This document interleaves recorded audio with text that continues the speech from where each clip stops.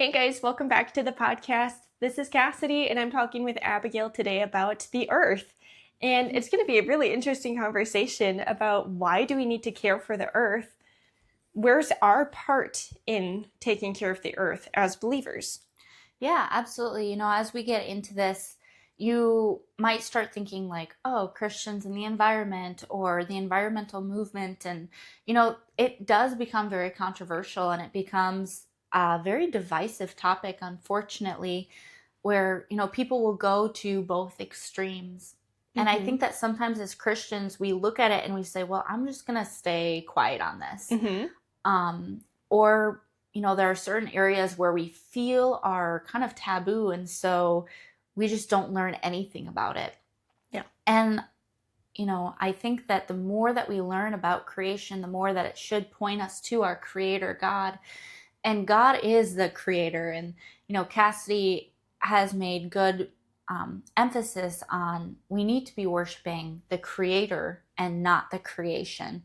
And that's where a lot of people go wrong. Is they begin worshiping the creation and worshiping Mother Earth. There is no Mother Earth. There's God who created the earth. And we are created to be his stewards of such and to bring him glory. The idea of Mother Earth was pointed out to me. It's very New Age theory. They're worshiping creation, not necessarily like that's not the definition of New Age. But they're worshiping creation instead of Creator. Right. And so they're really far off on that point in that sense. While we're on the topic of like New Age, they like to use the term you had mentioned. It's like Mother Earth. And like, why is that not a term that we really want to be using in our sphere of believers? It's like Mother Nature, Mother Earth. And those are all like distracting terms away from our Creator, the true, the one God that created the earth. And so like the earth is not just left to its own devices to do how it feels that it should do. Our God is in control of the earth.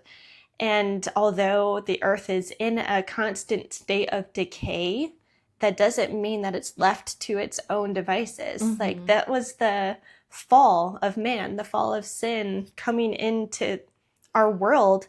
That is why our earth is in a constant state of decay. And so if we're talking about taking care of the earth, a lot of the conversation goes to how can we prevent global warming from taking over the earth and destroying it? And a lot of sides would like to say that our earth is going to be destroyed by the earth getting so hot that it's going to combust and we're all going to die and the world's going to end. And they use that as a fear tactic to say this is why we should care for the earth. But that is not true in a lot of different sense. Right. One, we know that the earth will not be destroyed by it just becoming hot and ending. I mean, the Bible does tell us in the very end end. In flames. In the very end, yes. But we do know that the Lord is going to be coming for us before that point. Yeah, the end date of the earth is something that God does talk about, but it will not be ended by a climate catastrophe. It says in Genesis 8, after the flood, you have the promise to Noah from God that the weather will not kill mankind as a whole like that ever again. And so the sovereignty of God, his promises are going to hold true to protect us from this panic state that some people want to throw us into. We do not need to be afraid of the weather destroying all of mankind as a whole. But should that prevent us from caring for the earth to keep, if we know that there are certain factors that make the environment go in a bad direction, does that mean that we shouldn't be a part of that?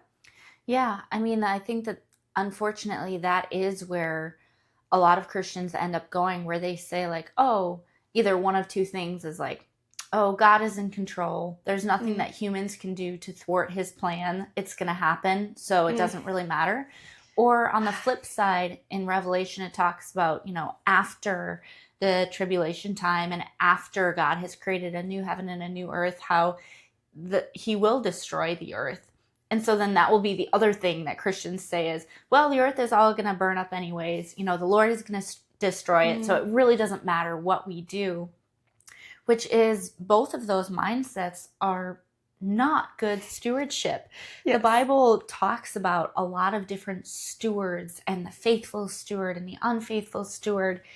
And, our task was to tend the garden, to tend to what he has given us.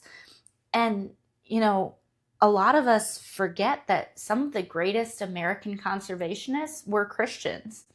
John Muir was a conservationist. Theodore Roosevelt, he would, he had Christian roots and he had Christian values. And then also Francis Schaeffer, he was another Christian conservationist. And we forget about all the work that they did. And it wasn't because they're worshiping the earth or they're trying to please Mother Earth. It's because they're trying to please the Creator and be good stewards of what he's given us and not intentionally harming where we live. I think a main point comes down to this, that environmentalism is not a religion. It should not become superior to God.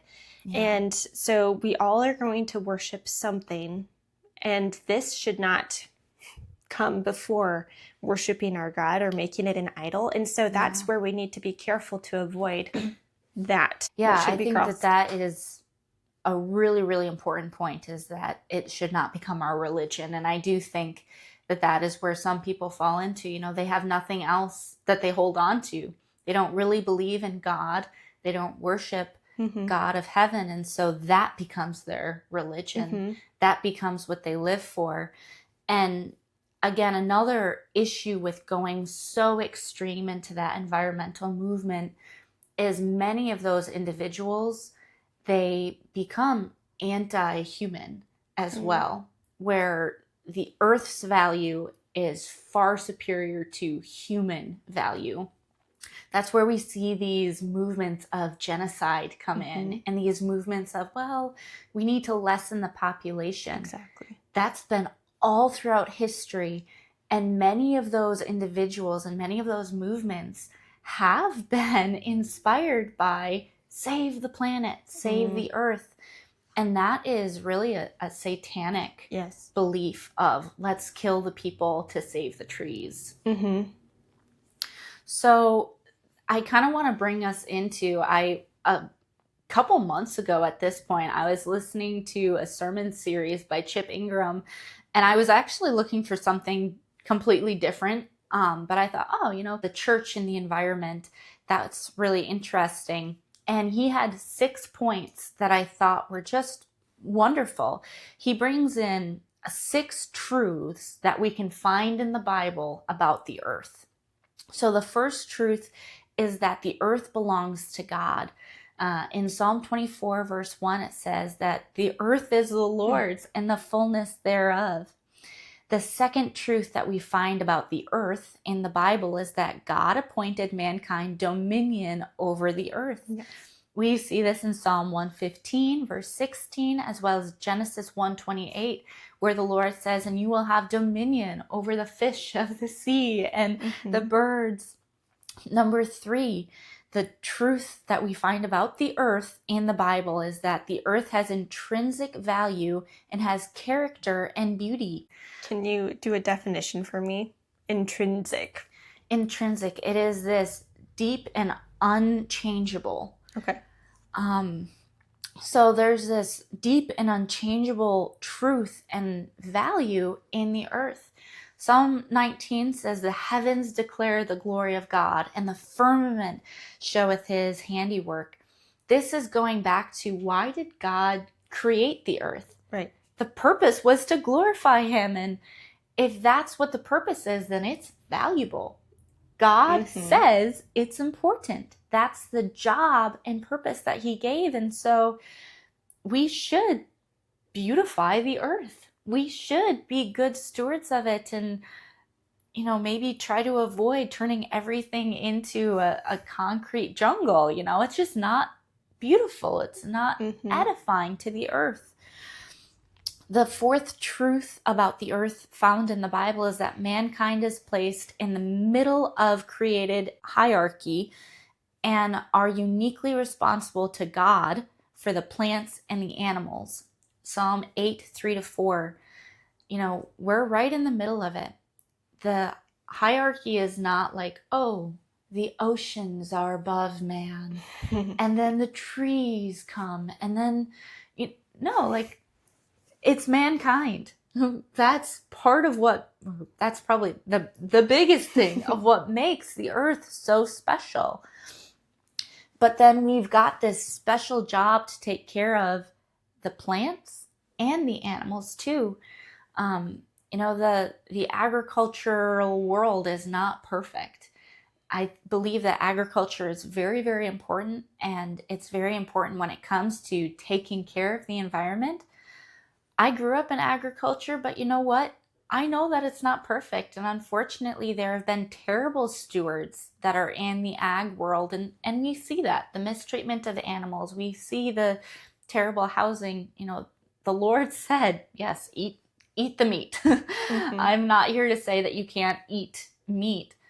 I think that is a gift from the Lord, and we see that throughout the New Testament as well, where he continues to command, especially the Jews, don't forsake those things. If somebody gives it to you, eat it. But we should be good caretakers of it. We shouldn't be okay with the mass mistreatment of livestock. That's not good stewardship. The fifth truth about the earth that we can find in the Bible is that God commands environmental stewardship to protect the land, protect the animals and vegetation, for the common good. We can find this in Leviticus chapter 25, verses 1-12 and verse 23, Deuteronomy chapter 25, verse 4, and then chapter 20, verses 19-20. And what's so cool about these Old Testament references, specifically Leviticus and Deuteronomy, is this is when God is giving the law to the people, and he's telling them about the Sabbath rest. And he's talking about how to rest your land, and he's explaining how to rotate the crops. At that time in history, they had no idea about the pH levels in the soil. Yeah. They had no idea about the soil depleting, but God did. God is a great scientist. He is the greatest scientist. He knows everything about what's in the soil and how it's going to grow effectively. And he wanted to make sure that the Israelites took care of the land, both for the betterment and the beautyment of the land, but also for their betterment. When we're mistreating the earth, when we're mistreating the environment, it's not that it's just bad for the environment, it's bad for us as humans. Yeah. And that is really why it matters. That's really why it's important to God, is because we're his prime creation. He loves us and wants us to best glorify him, and we're not going to do that well if we're harming ourselves. Exactly. And then the sixth truth about the earth found in the Bible that Chip Ingram pointed out is that Christ's redemptive work includes the earth. And that's in Romans 8:19-21. And it's talking about how even the earth has groaned and travail. And, we do oftentimes think like, oh, the Lord is coming for us. He's coming for me and you. But God is going to redeem the earth as well. We'll see that during his millennial kingdom, that 1,000-year reign. And then certainly when he creates a new heaven and a new earth. So this really stuck out to me because I do think that there are so many small decisions that all of us make on a day-to-day basis that do impact our environment. And unfortunately, too often, I think that we make the wrong decisions. And a big part of that is, especially, in the Western world or in the developed countries, we really value leisure. We value comfort, and we value having things fast. And many of those fast solutions aren't exactly healthy or environmentally friendly. So when it comes to tending the garden, tending to our earth, right, being able to thrive effectively in all things that we do, this is a fundamentally biblical concept. You don't need to hear those words and cringe. This is a biblical thing. Don't become an extremist on it. Don't become worshiping the environment or harming those around you because of your love for it, but do it in a sober-minded way, in a way that truly honors the Lord. That's been set out for us from the very beginning. That is how God wants us to live. God set that expectation for us in the garden, in Genesis, right away. So I have a list of some really basic things that we could do. And I don't know, Cassidy, did you look through my list already? I skimmed. You skimmed. Let me know if there's any extra thoughts that you have. Okay. Because I know that there are people listening who are like, oh, but also this, and here's another thing that you could do. So a few things to better steward the earth is simply lower consumption. We buy a lot of things simply because it's available. We see the newest this or the newest that, but the more that you buy it, the more that it's produced, and it's easy to be like, well, one person doesn't make a difference, and might not make a lot of a difference. But the more people that you get on board, it does make a difference. Another thing is buying secondhand. We see dumps and we see just mass amount of production that is never used. It's totally wasted. But then you also look at the production side of things and how many of those companies are not responsible. They don't harvest things, they don't produce things responsibly, and oftentimes they don't care for their workers responsibly. So many things are in really good shape, and you can save money as well as saving materials. Take care of your pets. This is basic, but I've known people who don't do this. Yeah. I've known people who mistreat their animals. Another idea is go to an animal shelter for your next pet. You don't always need to go here or there. There are a lot of animals that need homes, that are lonely and weary, and you can take care of them. And that's a great way to steward God's earth and to take care of his creation. Opt for wood over plastics. And that could be any number of things. But again, we look at the manufacturing side as well as what happens once it's done being used. Mm-hmm. And wood is going to be a lot better for the environment. I just really despise paper straws. Sorry. That's fair. That is fair. But, well, I was going to say at home I have like the metal ones. And probably most people do. Where like, no. Cassidy is like, nope. I own a plastic straw. I do too. I too own a plastic straw. I have a couple. At fast food restaurants, yes, okay. Plastic is probably the way to go. I do care about the environment. And I would say that there's caveats to all of this. Things that we do maybe at home versus when you're hosting a party with a ton of people. Or if you have a major organizational event, like there's going to be exceptions where, okay, we have these products, go ahead and use them. But if we can do it in a responsible way where maybe it's not constantly or all of the time. And that kind of brings in another one of reusable water bottles, right? Everybody's got the Stanley Cup now, or this tumbler, or that tumbler. Use a reusable water bottle instead of getting all of the plastic water bottles. I really do like when you go in public and they've got the water bottle fillers now, and it's like, this device has saved 50,000 water bottles. Yes. I get a kick out of that. I do enjoy that, I'll admit. You can see the count ticking up as you fill it up. You're like, yes, look at me, I'm saving the planet. So that type of thing, again, I 100% recognize that there are times that getting the big case of plastic water bottles, yes, it makes sense. Go ahead and do it. A lot of people just use those all the time, constantly. We were talking to friends the other day, and they were saying like, oh yeah, this is the first water my baby has had that hasn't come out of a plastic water bottle. Oh it my. was like, oh. But that's all that's used. And there's alternatives. If you don't have clean drinking water, use a water purifier. Get one. They're not that expensive. Yes. Another option would be go ahead and buy the 5-gallon jugs and use a water dispenser. That still is going to be a better price than all of the individual water bottles. Cassie is just smiling at me. She's just sitting on her hands. She's on a real tangent about water bottles.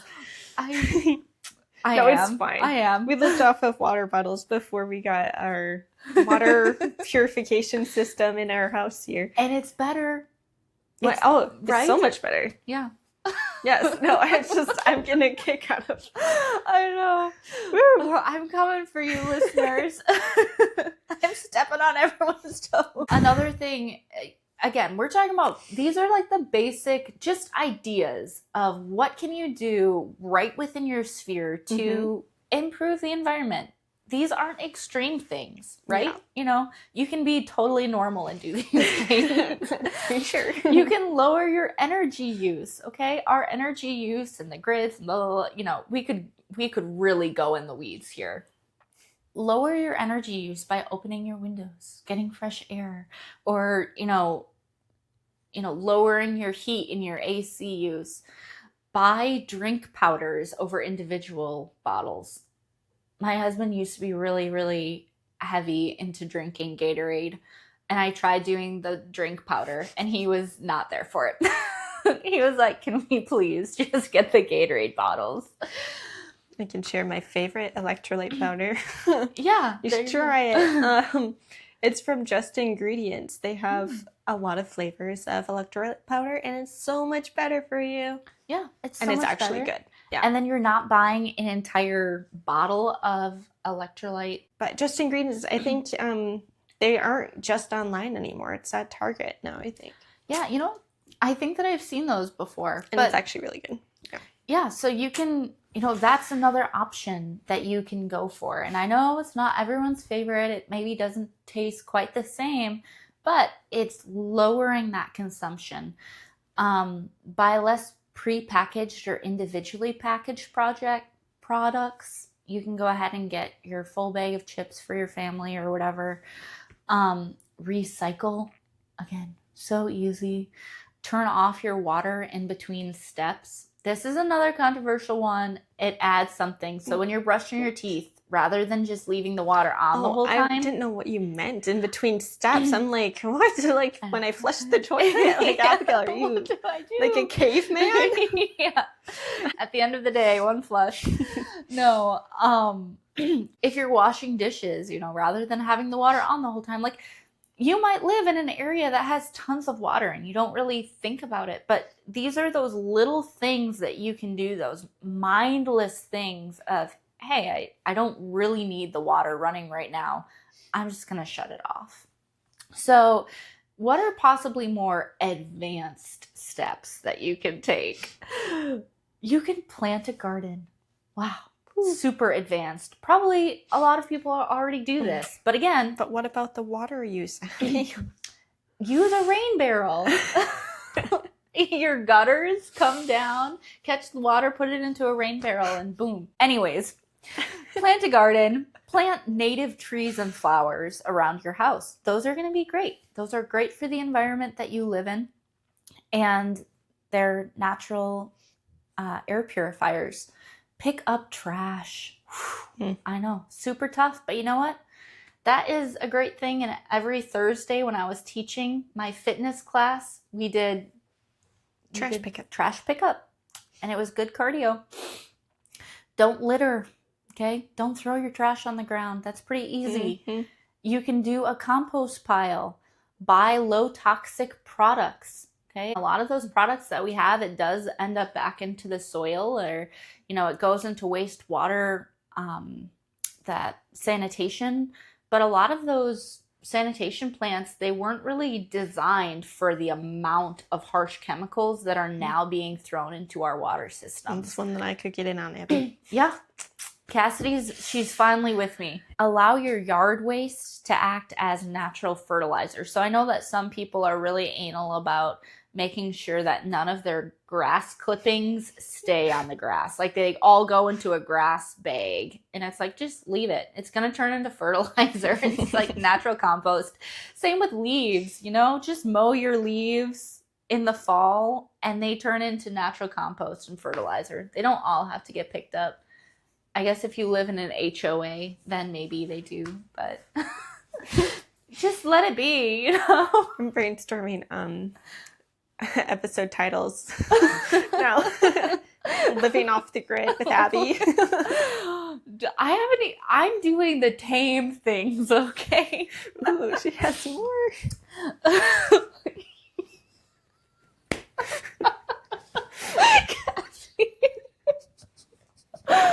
Oh. Okay, I think I am gonna skip that one.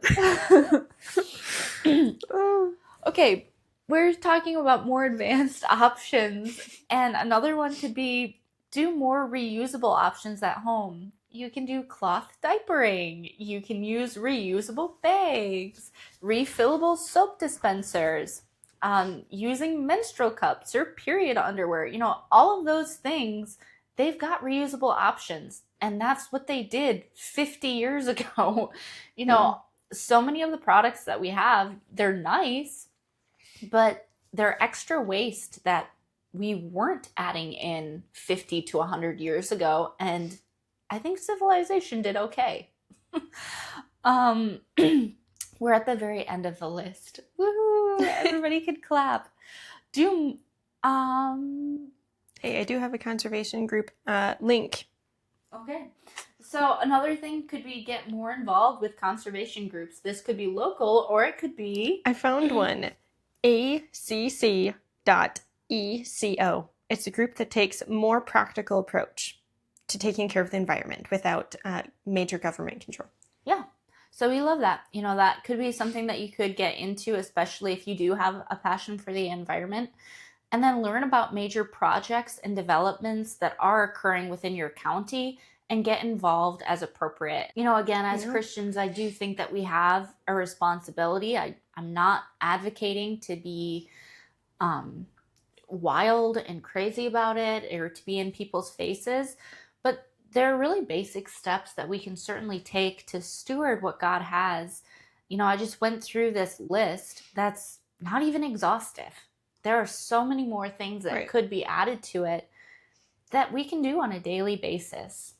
Yeah, I think it's eye-opening to how you were raised, I think, is like how you view these things. And I think you could be doing a better job. Like, I don't know. Some people don't believe in recycling because it's like, it's easier to just throw everything away. Yeah, it 100% is. And you know what? Sometimes I do that. Right. I am not... I don't know all of the rules. Container or whatever. Maybe that's something that I need to put on my list is learn how to recycle correctly and do it. Because I'm sure that some of the things I send, they're like, we're not taking this. This is going to the dump. So again, take it or leave it. But I would encourage you that if you are a Christian, that you would view your responsibility as a steward of the Lord, and rather than looking at the earth as, it's all going to burn anyways, it doesn't matter what we do, instead taking an approach of, what are simple things that I can do to steward it well that are right within my realm? Mm-hmm. I might have missed where to put this into the episode, but you were talking kind of along the lines of common grace. Mm-hmm. And I thought that was an interesting thing. I didn't really understand what that meant until just recently. But that everyone gets to experience the world in all of its beauty. Like, you don't have to be a believer and know Christ in order to experience the world's beauty. And so that's kind of the point on God has given all common grace to experience the world and all of its beauty, in that he created this world for his glory, our good. And like you had said, it's for stewarding creation, and we should be doing that very well. A song of the week that I have for you guys this week is from Phil Wickham. It's called Creator. And to give you a summary of the lyrics, because it's a call to worship our Creator. And that's the base of our episode today, is don't worship creation, but rather look farther and look into who made it. to see God as worthy of worship, to stand in awe of all that our holy God has made, how our Creator stepped into creation, and He gave us a way of freedom from the fallen world. So those who are redeemed, lift your voice, and it says, magnify your Maker. Yes, I was saved to walk beside my Savior. I'm created to worship my Creator. And that is just a good song to go and listen and dwell on these words of worshiping our Creator. That's what we have for you guys this week. Thanks for joining us. Bye. Hey, it's Cassidy. It helps us spread our roots if you leave a comment below where you're listening today. We'd love to hear future episode suggestions as well if you send us a message on Instagram at tend.thrive.